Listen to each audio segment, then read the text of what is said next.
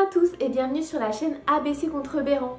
Aujourd'hui je parle à nouveau d'écriture parce que ça fait 2 mois que j'ai lancé le dernier challenge Choix peau magique avec les mots sorcière, téléphone et surnaturel et je n'ai toujours pas fait de bilan.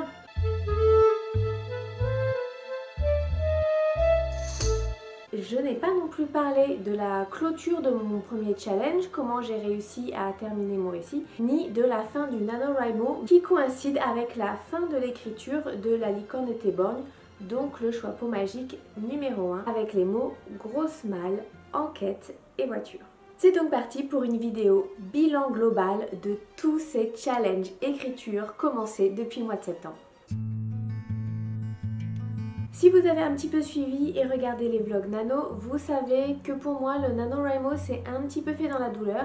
J'ai vraiment cru que je terminerais pas et en fait on peut appeler ça le miracle de dernière semaine. J'ai quand même réussi à terminer et surtout j'ai terminé mon récit, ce qui était le plus important pour moi. Cependant, je l'ai terminé avant les 50 000 mots et donc j'ai complété, je sais que c'est pas vraiment réglementaire, et j'ai complété avec les notes que j'ai prises pour une histoire suivante. Il faut dire qu'après le NaNoWriMo, on est un petit peu vidé de son énergie. Le mois de décembre du coup a été un petit peu compliqué pour moi et surtout ça a eu un impact assez important sur le challenge numéro 2 que j'ai lancé donc dans la dernière vidéo écriture avec les mots sorcière, surnaturel et téléphone. La particularité de l'avoir terminé au cours du NaNoWriMo a été que j'ai eu besoin de me dépêcher pour écrire. Et la peur que j'ai eue, c'est d'avoir un petit peu bâclé la fin parce que j'ai été prise par le temps. J'ai terminé avant la fin des 50 000 mots, donc j'ai pas eu de problème d'écriture. J'ai eu peur de bâcler un petit peu, pas tant dans les raccourcis à prendre parce que pendant le NaNoWriMo, on a besoin d'écrire beaucoup, donc je me suis fait plaisir sur beaucoup de choses. En revanche, sur les derniers jours, j'ai été prise par le temps et j'ai un petit peu peur que mes derniers chapitres aient été légèrement bâclés. À la relecture, je pense que ça peut encore être étoffé. Il se trouve donc que j'ai commencé la réécriture de La licorne et qu'il y a quand même pas mal de choses à reprendre, à corriger, en dehors de toutes les très nombreuses coquilles que j'avais laissées dans mon premier jet. Il y a beaucoup d'éléments que j'ai besoin de rendre plus réalistes, notamment tout ce qui concerne les actions de la police puisque c'est une enquête. Si je dois faire un bilan final de mon choix peau magique numéro 1, je dirais qu'il est vraiment positif parce que même si le premier mois ça a été un peu difficile, on peut le lire sur les premiers chapitres qui sont visibles sur Wattpad, de me mettre dans la peau de mes personnages et de trouver mon ambiance globale, je pense qu'à peu près à un tiers du récit, j'ai vraiment eu les personnalités de chacun dans la peau et j'ai pu écrire de manière assez intéressante la folle course-poursuite au fin fond de la Creuse de mes 3 personnages un petit peu timbrés sur les bords. Bien entendu, depuis mon tout premier bilan, j'ai apporté pas mal de modifications à mon intrigue originelle. En écrivant, je me suis rendu compte des faiblesses et des failles de ce que j'avais prévu. C'est notamment les personnes qui m'ont lu et qui m'ont donné leur avis ou laissé des commentaires sur Wattpad qui m'ont permis d'avancer et de corriger ces erreurs ou d'avoir l'idée d'utiliser des éléments que je n'avais pas prévu d'utiliser au départ. Et je pense que c'est ça qui fait que je suis assez satisfaite de moi sur ce récit-là. C'est sur cette note de satisfaction personnelle, on va dire, que j'ai commencé mon deuxième choix peau magique. Pour rappel, pour la énième fois, avec les mots sorcière, surnaturel et téléphone. Un petit peu naturellement, j'ai voulu commencer une fiction. J'avais déjà posé des bases à la fin du NaNo par rapport à une suite de La licorne était borgne. Et assez rapidement, j'ai eu envie de faire complètement autre chose et je suis partie sur une non-fiction, à savoir un carnet de voyage sur les sorcières et le paganisme. Je n'avais pas du tout prévu ce qui allait se passer mais c'est le projet que j'ai commencé et c'est vrai que c'est quelque chose de complètement différent, notamment dans la manière de l'aborder puisque contrairement à La licorne, je n'ai pas fait de plan en amont puisqu'il s'agit d'un carnet de voyage, donc de prendre note de mes recherches au fur et à mesure, de faire des dessins, de donner un point de vue sur un sujet que j'étudie. Donc on est vraiment sur quelque chose de très au jour le jour.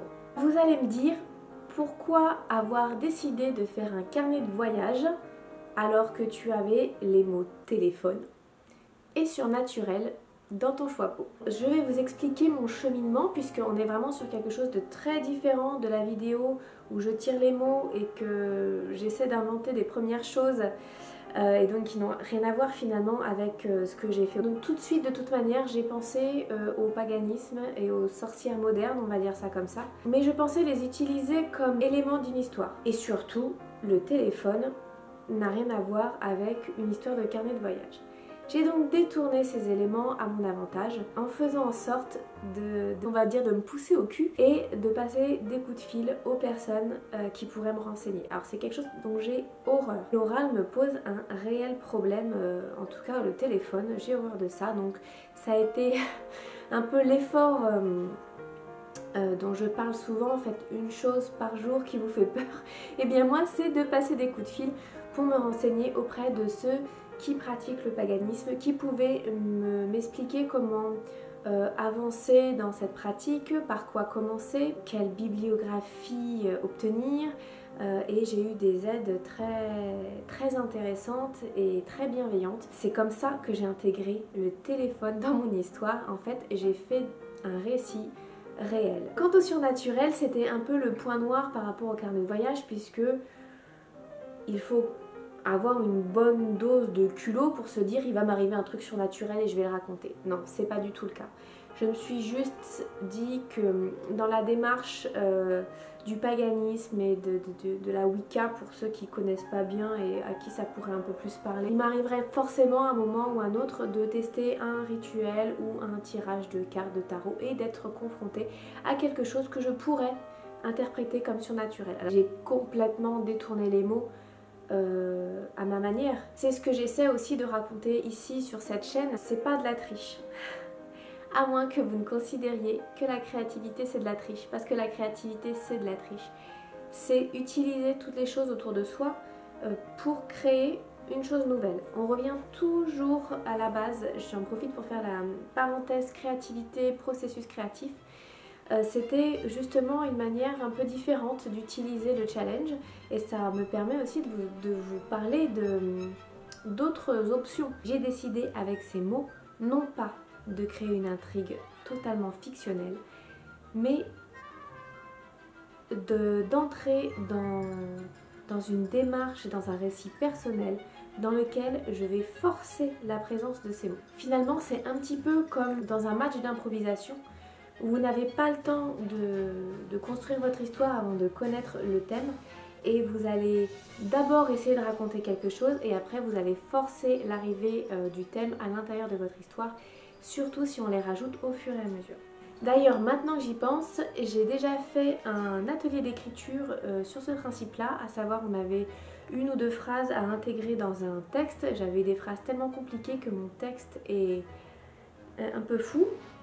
Et toutes les 5 minutes, on nous donnait une nouvelle phrase qu'il fallait intégrer dans ce texte de manière si possible logique. Si ça vous intéresse de connaître cet exercice et de pouvoir le faire et de voir mon texte, n'hésitez pas à le mettre en commentaire. Je suppose que je ferai un article ou quelque chose comme ça pour vous le montrer si ça vous dit. Dans un premier temps, c'est un projet qui m'a énormément motivée dans le sens où j'ai vraiment découvert un univers qui m'intéressait depuis longtemps et je repoussais toujours le moment de creuser. Peut-être parce que ça faisait un petit peu peur dans sa densité et dans l'impact que ça pouvait avoir sur mes opinions par exemple. Ça m'a permis de faire de nouvelles lectures, de rencontrer de nouvelles personnes, de connaître de nouvelles chaînes YouTube qui m'ont énormément inspirée. Mais il y a un revers à la médaille. Ce revers, c'est que c'est beaucoup moins motivant sur le long terme que d'écrire une fiction. En tout cas, pour ce qui me concerne. J'aime beaucoup l'aspect et le format du carnet de voyage. Ça faisait très longtemps que j'en avais pas fait et habituellement, j'en fais des illustrés et pas du tout des écrits parce que c'est mon médium favori, le dessin. Et surtout, je n'avais jamais vraiment développé le carnet de voyage écrit, quoique j'ai dû en faire un en 2005 en Chine, que j'ai perdu. Super. La fiction a eu cette particularité d'avoir envie de faire découvrir de nouveaux éléments de mon histoire au lecteur. J'avais envie de donner suite, j'avais envie de faire découvrir un univers, de faire découvrir mes personnages, de raconter où on allait en venir parce que tous les éléments qui étaient posés étaient en fait utiles à la suite. Sur le carnet de voyage, je n'ai pas d'enjeu et mes lecteurs n'ont pas non plus d'enjeu en lisant. Le deuxième problème auquel j'ai été confrontée à la suite du NaNoWriMo et donc au début de mon deuxième challenge, c'est que j'ai commencé trop vite. J'avais encore la tête pleine de la personnalité de mes personnages principaux. J'ai eu du mal à m'en débarrasser, ça me collait comme un truc poisseux et c'était tout le temps dans ma tête. J'avais encore envie d'écrire leurs aventures et ça m'a vraiment empêché de me plonger dans quelque chose de nouveau. Ce n'est pas vraiment une erreur ou un échec, on va pas dire ça comme ça. En revanche, ce que je vais faire pour les prochaines fois, c'est me laisser un laps de temps suite à la fin d'un récit pour me défaire de ce récit. Et forcément, pendant ce mois qui a été consacré à me défaire de la licorne, eh bien le carnet de voyage de la sorcière a été vraiment beaucoup laissé pour compte. Et arrivé au mois de janvier, j'avais un petit peu perdu l'essence de ce que je voulais faire, la motivation et les raisons pour lesquelles je voulais les faire. Un des conseils qu'on m'a donné, c'est si tu le sens pas, si t'es insatisfaite de ce que tu fais, c'est qu'il faut laisser tomber et passer à autre chose. Là, il se trouve que c'est un projet qui est très personnel, donc j'ai pas du tout envie de le laisser tomber. En revanche, ce que j'ai décidé, c'est d'en faire un projet au long cours. Ça reste un projet de cœur que je vais sûrement travailler en arrière-plan toute l'année, surtout que j'ai fait quelques dessins pour aller avec, donc ça prendra sûrement une forme finale qui sera tout autre que le premier jet que je poste sur Wattpad, qui sont mes recherches brutes.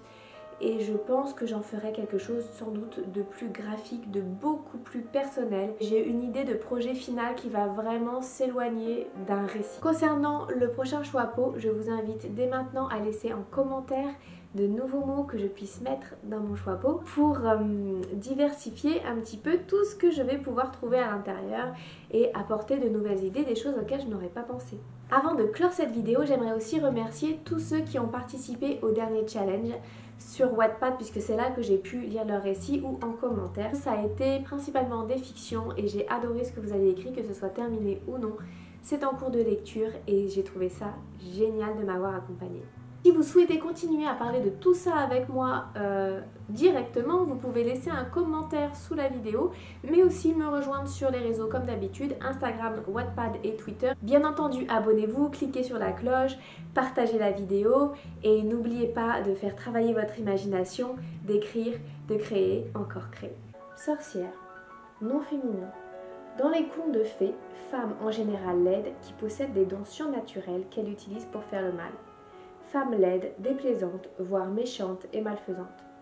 Laide et méchante. Ah d'accord.